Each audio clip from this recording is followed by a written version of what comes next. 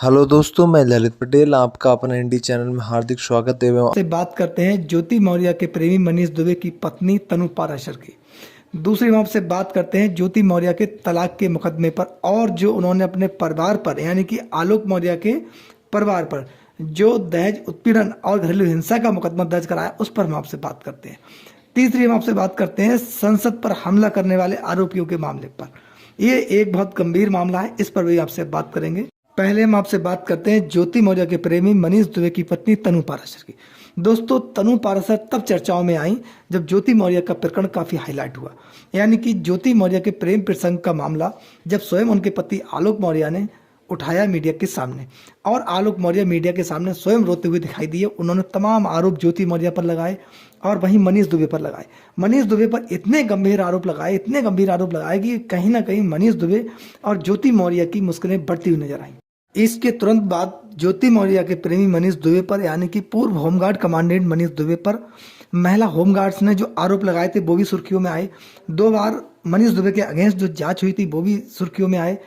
स्वयं महिला home guard media के सामने आई, उन्होंने अपने बयान दिए और अन्य महिलाएं भी इस पूरे प्रकरण में मीडिया के सामने आई। कुछ होमगार्ड्स की पत्नियां भी मीडिया के सामने आई, उन्होंने भी आरोप लगाए। तमाम मनीष दुबे पर आरोप लगे और इस प्रकरण में फिर व्यापक रूप से जांच हुई और मनीष दुबे की मुश्किलें बढ़ी। मनीष दुबे सस्पेंड हुए, सब गया था दोस्तों। लेकिन तनु पाराशर का इसी बीच में नाम आना इसलिए जरूरी था कि मनीष दुबे पहले से विवाहित थे। उनके ज्योति मौर्य के साथ अवैध प्रेम प्रसंग के चर्चे, अवैध संबंध के चर्चे आम हो गए और आलोक मौर्य ही इसके सूत्रधार थे। आलोक मौर्य ने ही ये पूरा प्रकरण मीडिया के समक्ष रखा। ये बहुत जरूरी था क्योंकि आलोक मौर्य को अपनी हत्या की आशंका होने लगी। आलोक मौर्य को महसूस हुआ कि मेरी हत्या हो सकती है। लेकिन तनु पाराशर का इसमें रोल क्या था? तनु पाराशर ने मनीष दुबे के अगेंस्ट तमाम सबूत जांच अधिकारी के समक्ष पेश किए। वह एविडेंस ऐसे थे कि जिनके चलते मनीष दुबे पर जो आरोप लगे थे वो सिद्ध होते हुए दिखाई दिए। वहीं ज्योति मौर्य के अगेंस्ट भी कुछ एविडेंस तनु पाराशर ने जांच अधिकारी के समक्ष पेश किए।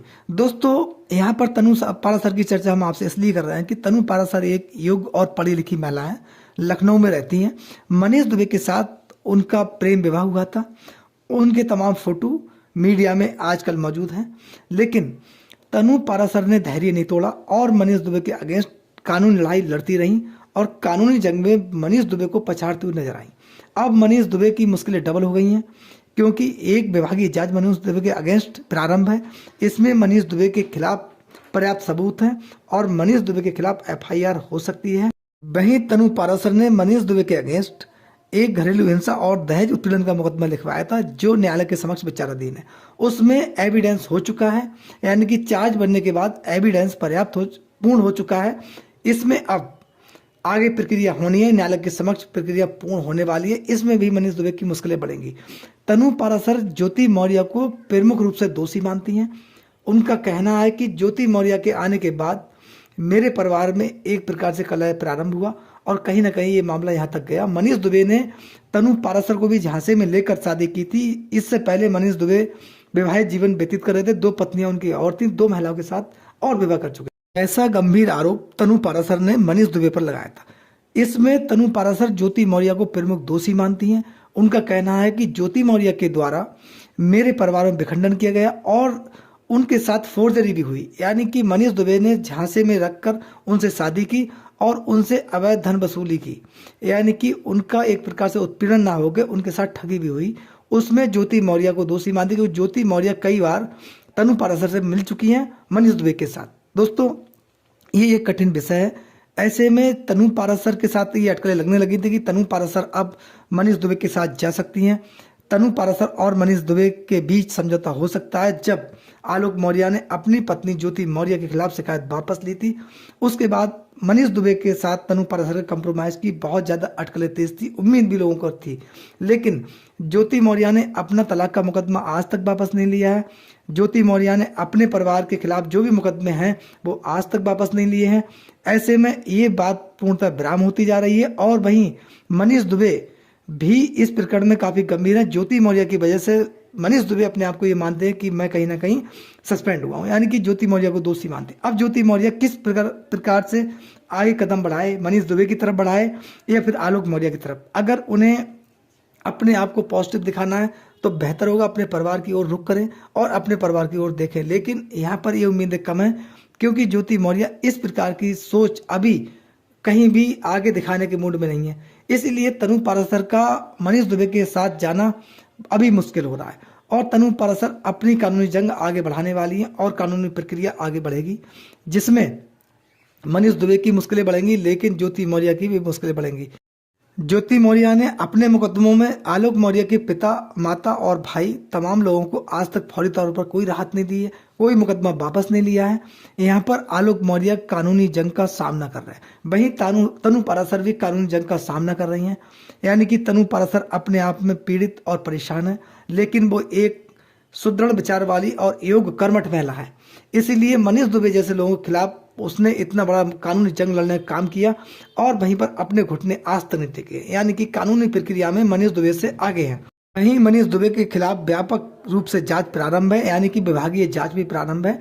वहीं इसी जांच में ज्योति मौर्य की भी मुश्किलें बढ़ेंगी। दोस्तों, इस पूरे प्रकरण में कौन दोषी और कौन निर्दोष, जांच होने के उपरांत निष्पक्षता पूर्वक देश की जनता के सामने आना बहुत जरूरी है। दोस्तों, हम आपसे बात करना चाहते हैं अब संसद पर हमले की। संसद पर हमला करने वाले सभी आरोपी किस विचारधारा के थे, आखिर उनका मकसद क्या था, आखिर वो क्या दिखाना चाहते थे या फिर क्या कहना चाहते थे, इसके पीछे बहुत बड़ी कोई साजिश तो नहीं थी।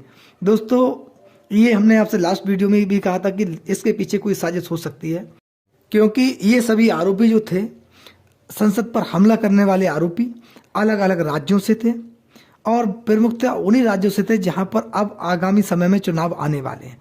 यानी कि ये क्या सोच रखते थे, इनके मन में क्या था, यहाँ पर ये भी आशंका जताई जा रही है संसद पर हमला करने वाले सभी आरोपी खालिस्तानी संगठन से जुड़े हुए तो नहीं थे, या इनके संपर्क जो थे वो खालिस्तानियों से तो नहीं थे, क्योंकि खालिस्तानियों ने हिंदुस्तान की संसद पर हमला करने की धमकी पूर्व में दे रखी है।